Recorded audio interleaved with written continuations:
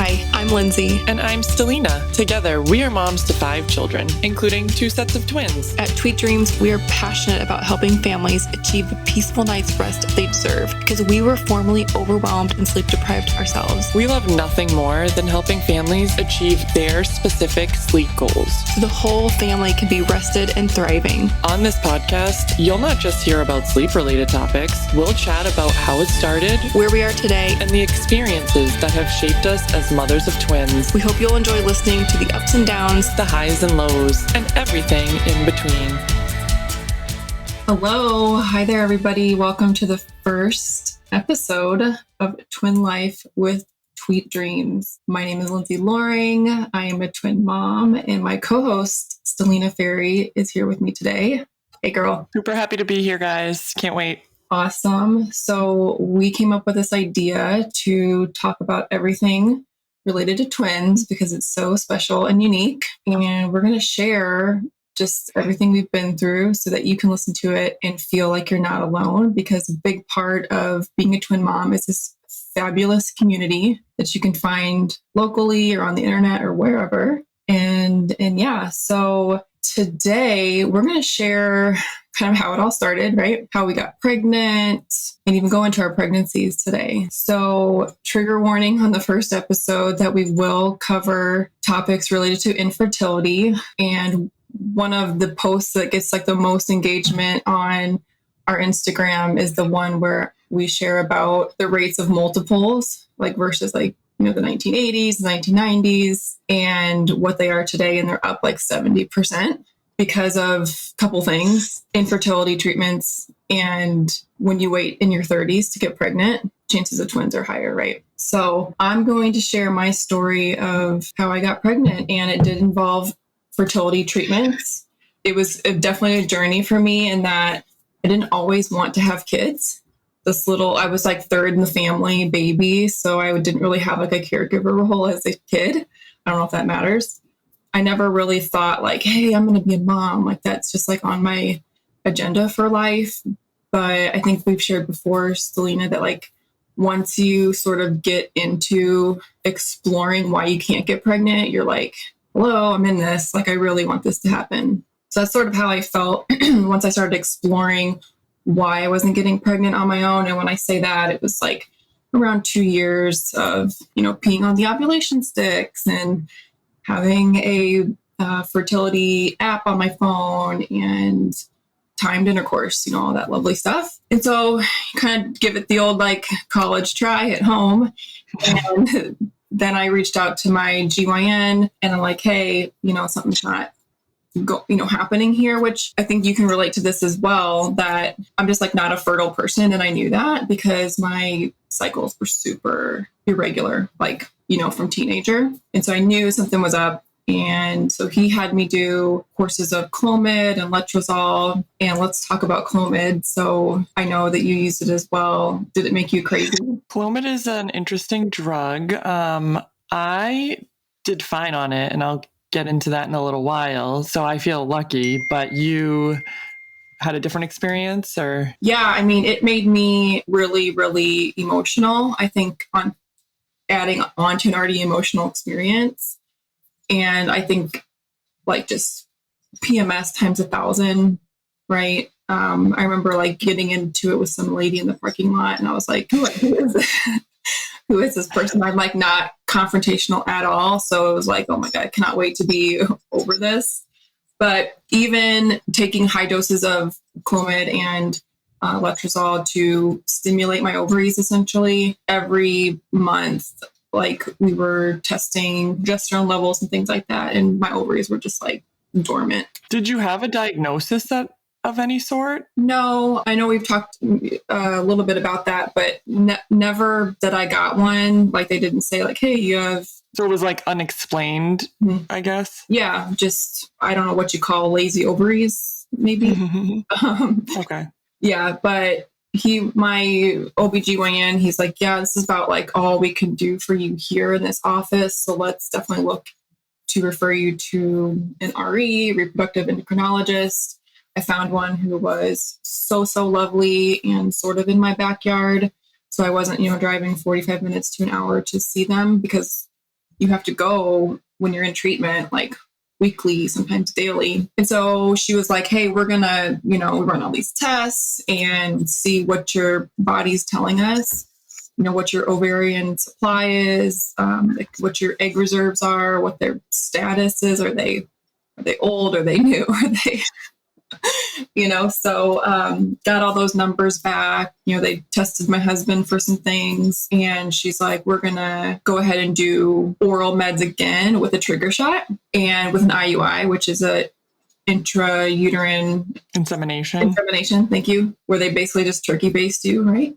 And so we did the first cycle, and we're super excited. You get the protocol from the nurse, and my ovaries again were just like, this is child's play. We're sleeping over here. So they had to cancel it. And I remember I got that phone call, and the nurse is like throwing out IVF already. And I was really upset about that because I was like, well, we just got started. Like, why are we already talking about IVF? And not that I was against that or anything. I just thought that we had a couple more steps before we would get to that point. So we just kind of took a deep breath, and the doctor's like, I'm going to redo the cocktail. And we went ahead and did like injectables for the next cycle, which is like the luteinizing hormone and the follicle stimulating hormone.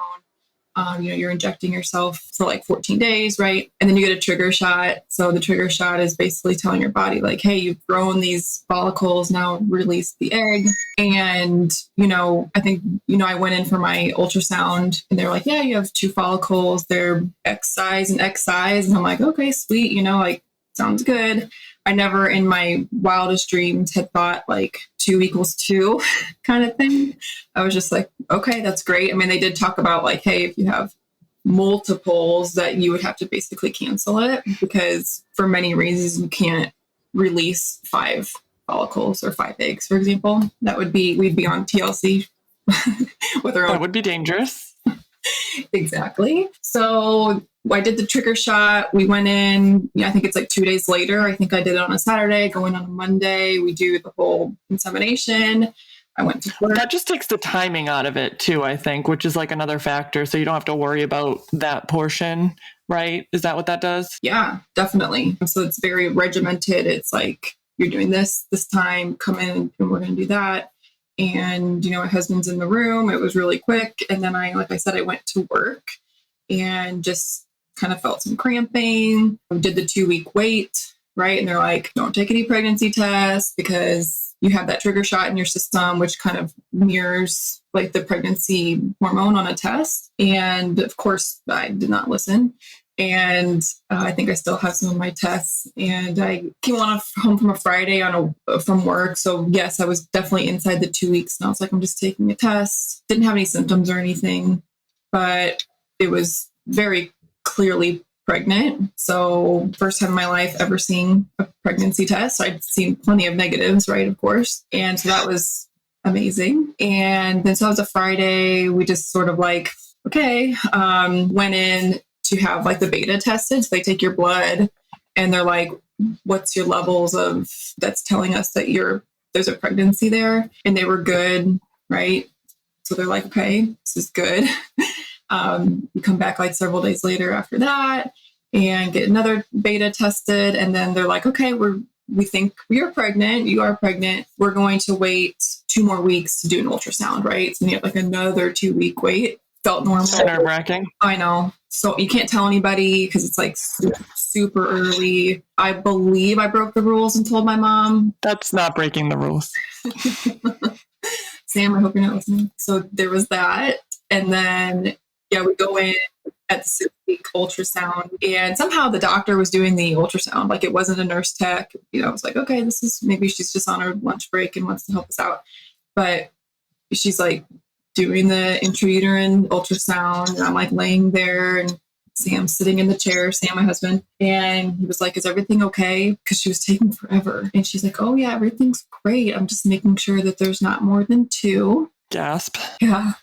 And I was like shocked, so shocked. I probably wasn't smiling. I probably was just like literally had like my jaw open.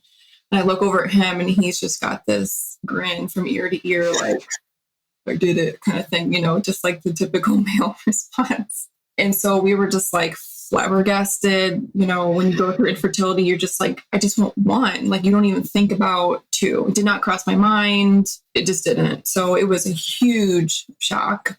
Amazing. I wouldn't have it any other way.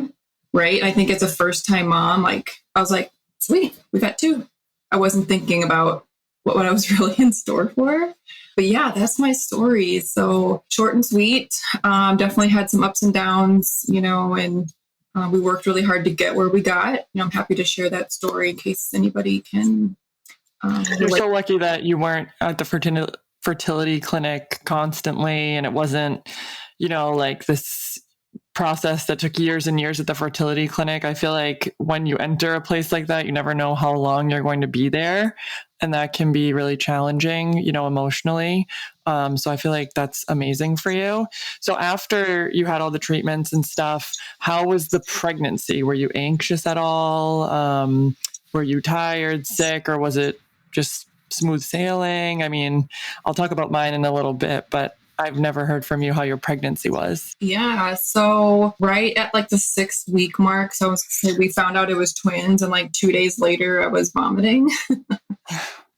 So I definitely got hit with the morning sickness and just lack of appetite. And my husband's and we'll get into the husbands because, we've, spoilers, Lynn and I are like married to the same person. I think we are. They're like identical personalities in every way. But he was like, you have to eat. Like, I'm going to, make you all this food. And he was like buying books about what to eat when you're pregnant. Like, he was just all about it. And I was like, that's cute though. No, he's totally a caregiver in that way. Like, he's a fixer. Like, it's okay, there's a problem, I'm gonna have a solution. But I'm just like, I cannot eat. Like, in the beginning, I just could not eat. I craved like sugar.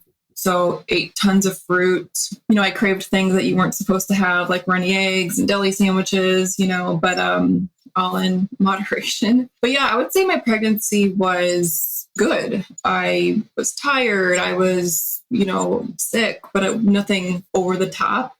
I was working full time. I had a female boss, and she was like, you look like shit, go home, and this was before the pandemic. So like working from home, like, was a thing, but not like it is now. So me working from home was like wiggling my mouth as I was like taking a nap, because you're just so tired.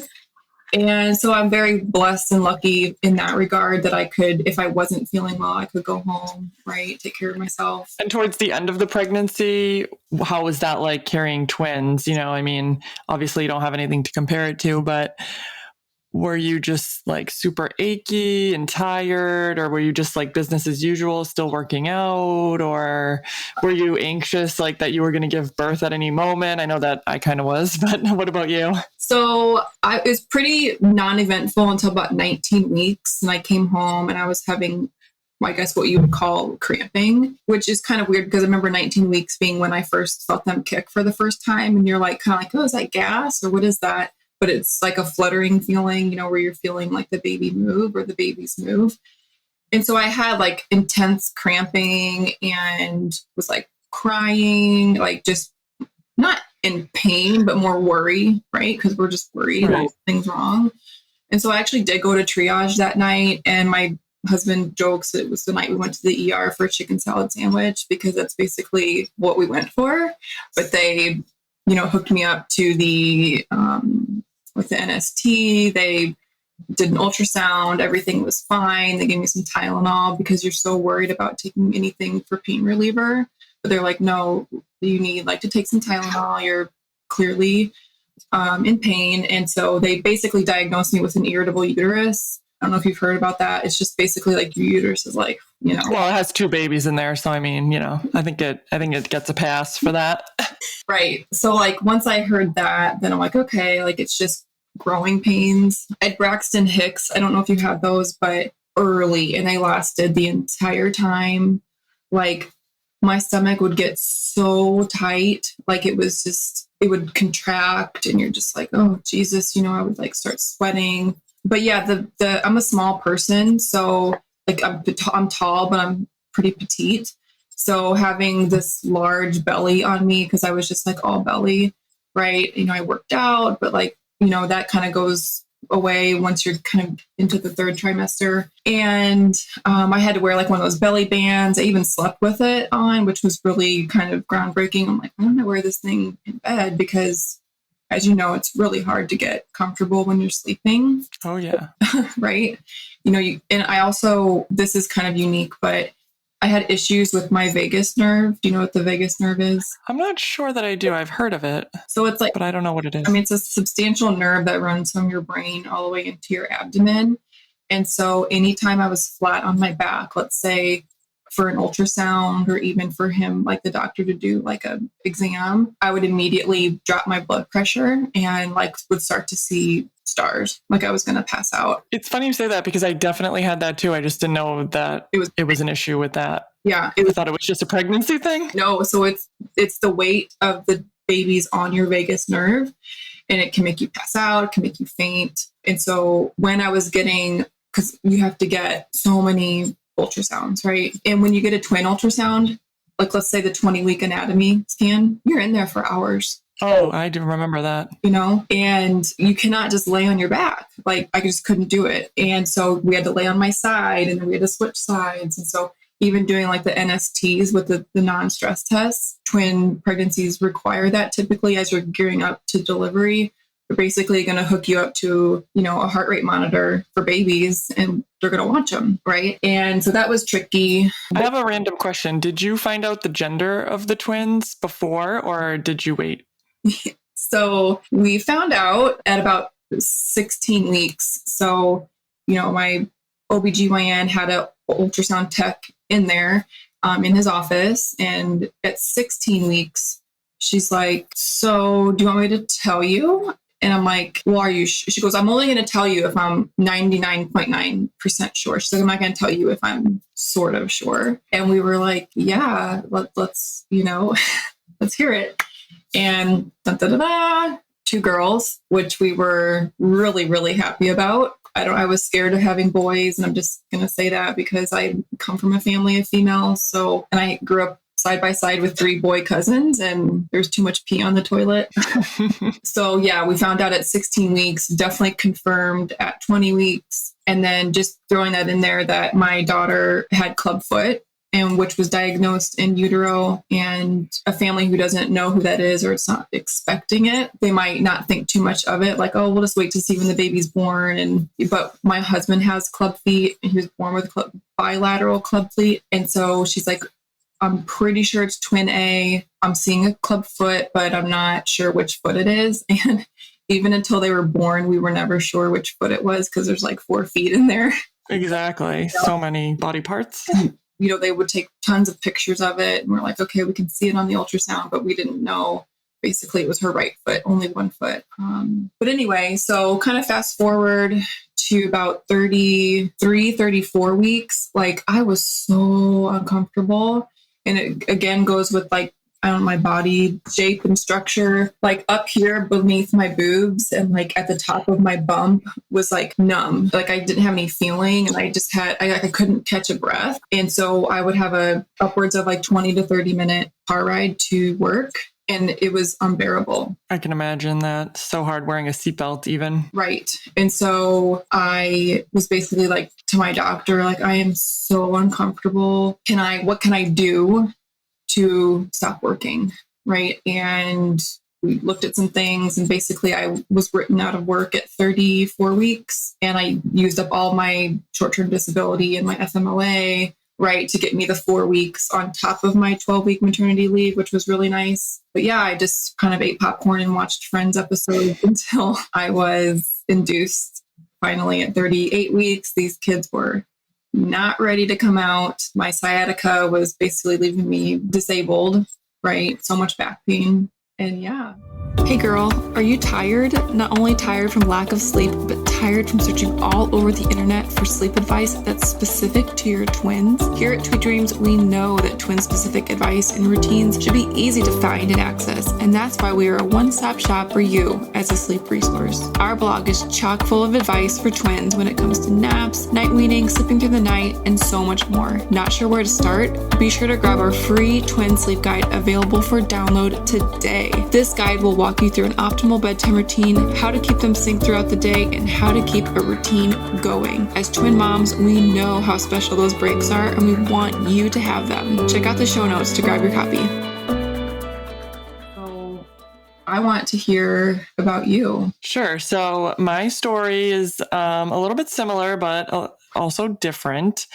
I did want to become a mom, but I wasn't in any rush. I got married. I was about 28. And then I believe we started trying maybe a year and a half after that. I did spontaneously get pregnant, maybe like 7 months after trying, but it ended up being a chemical pregnancy. So if you don't know what that is, basically the egg and the sperm meet, but shortly thereafter, you have like a really early miscarriage. And, it was kind of depressing, but I was happy that I could get pregnant at least. So that was the big thing off of my shoulders. No big deal. Tried again for, close to a year. And I ended up getting pregnant again. And I had another miscarriage, but this time it was later term loss. Still first trimester, but just later. So that was devastating. I'm not going to get into that right now, but if you have had a miscarriage before, had a DNC before, I am with you. I'm there for you. It's so hard. So after that, I was, kind of discouraged just because it was taking me so long to get pregnant and even stay pregnant. So I did explore fertility treatments just to see what was going on because like you, I had periods that were very irregular. I kind of just never knew what was going on. So I went to go get tested. Like you, the OB-GYN told me they couldn't do too much for me. And they sent me to a reproductive endocrinologist. So I had a ton of testing done. I was kind of worried they were going to tell me that I had low ovarian reserve or that my ovaries were like much older than my age or something, but it was actually the opposite. So I have PCOS, and that's the reason for my anovulation, I think they call it, when you don't ovulate or you ovulate sporadically. Mm-hmm. Don't quote me on this, but I think the normal amount of eggs to have is somewhere between like 10 to 15 total.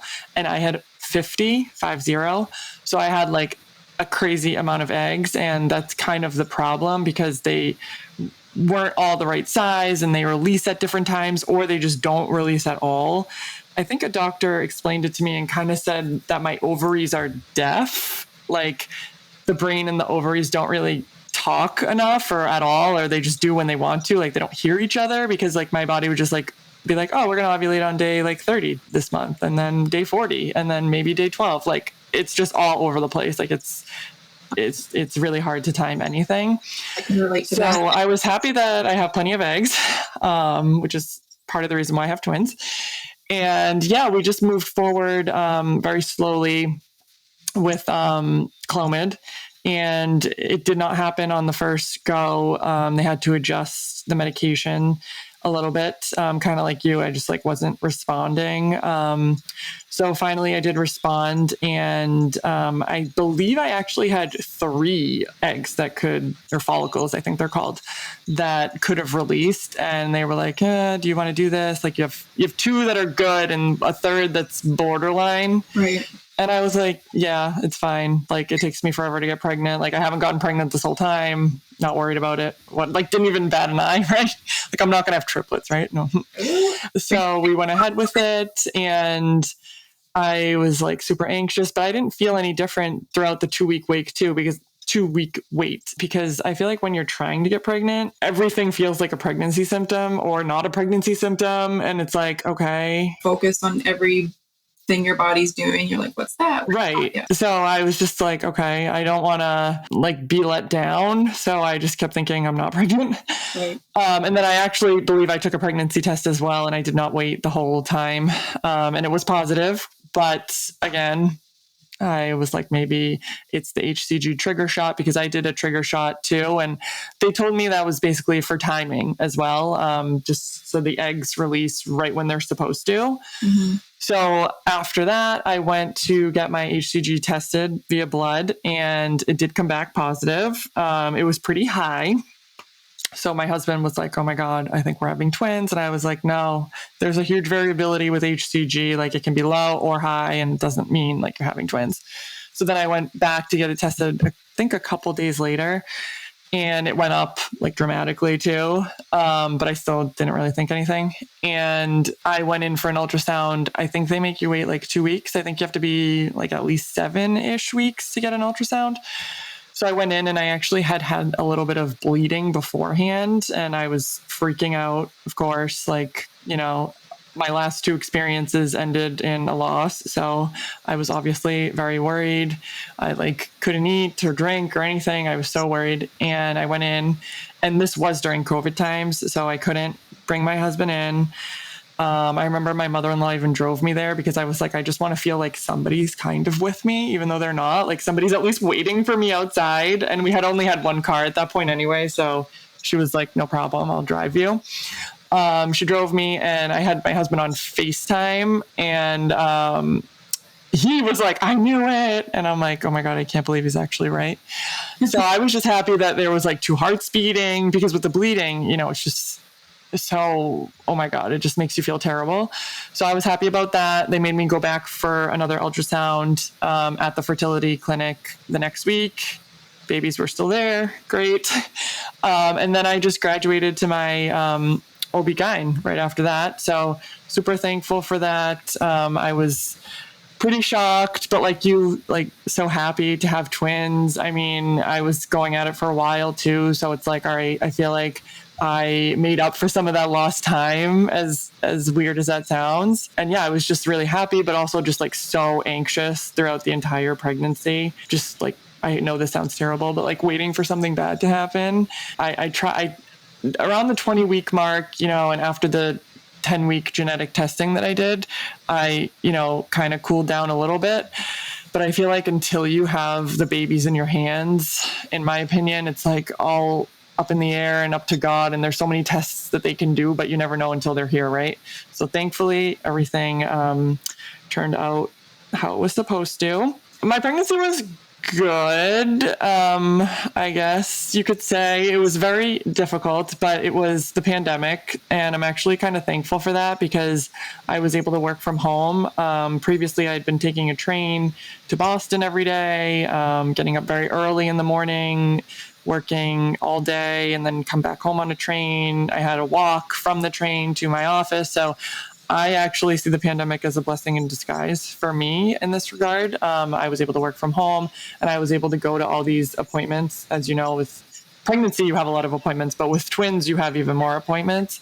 Mm-hmm. So I was able to kind of just like schedule those as necessary. Not like it wasn't an issue. I actually felt better that there wasn't a lot of people in the office because I was worried about getting sick when I was pregnant, and, you know, you can't really take much.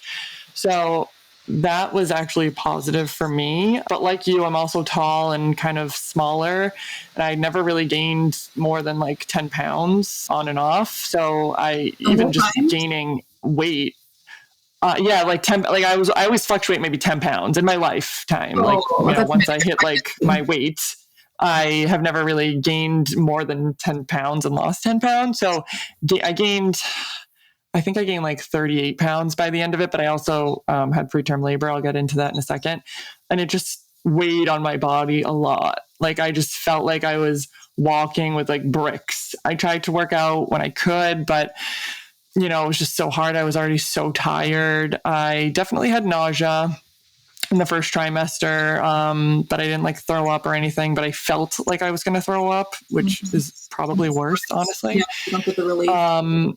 You know, at the end, I had some swelling, but nothing too crazy. The one thing that did happen to me was around week, I want to say 31, they found out that one of the twins had IUGR, which is intrauterine growth restriction. I was freaking out, of course, because I was by myself again. So my husband, or no one actually, went to any of my twins' ultrasounds, only me the whole time. No, I never had like a friend with me. I did have people drive me though. Like my mom or my mother-in-law would sometimes drive me because first of all, I had 1 car. My husband took it to work. And second of all, I just feel like it made me feel better that somebody was waiting for me. I don't know. It's first time pregnancy thing. I don't know. No, I get it. And I would like come out and show the pictures, and it was like, all right, well, you weren't there, but you're kind of here. So yeah, they found out that the twin, I think twin A had, intrauterine growth restriction. So I had to go in for even more ultrasounds. Once a week, they would do a cord blood flow ultrasound to make sure that the cord, there was no issue with the cord, because that's what they worry about. Like, why is this twin so small? Can I ask you, sure. What kind of twins were they? So they were di. So it's, they were fraternal twins. I think it's dichorionic diamniotic twins. So they have their own sacs. They're fraternal. They're no more related than siblings, which is great. These are the best kind of twins to have, quote unquote. I mean, all twins are awesome, but this is the safest kind of twins to have because they're completely separate. 2 placentas, 2 sacs. Right. Okay. Right. So there was no chance of twin-to-twin transfusion syndrome. That's when one twin is like kind of taking from the other twin. But for me, luckily, it was just because they were twins and like the real estate was kind of limited. So yeah, the one twin was 10%. And then the next week she was like 9%. And I'm like, oh my God, we're not going the right direction here.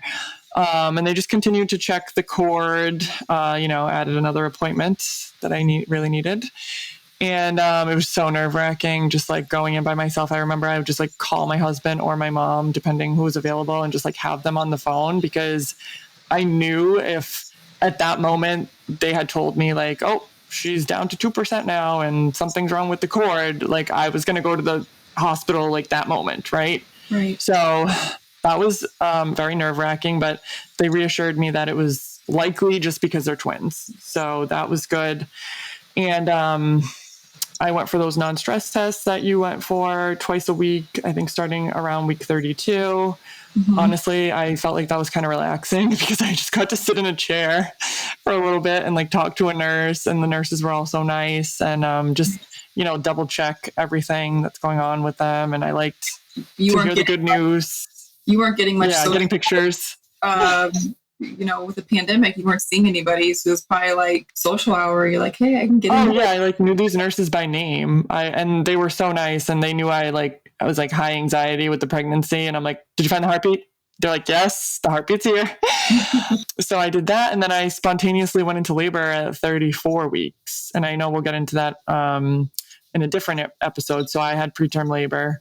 And that's a whole nother story for another day. Yeah, I'm really anxious to hear that. And so will so many of the listeners, because, twins are not usually staying in to term. The amount of twins that we come in contact, or twin families that we come in contact with, it's very rare that I'm working with a family that the babies are term. So yeah, I'm looking forward to hearing that. Well, thank you for sharing your story.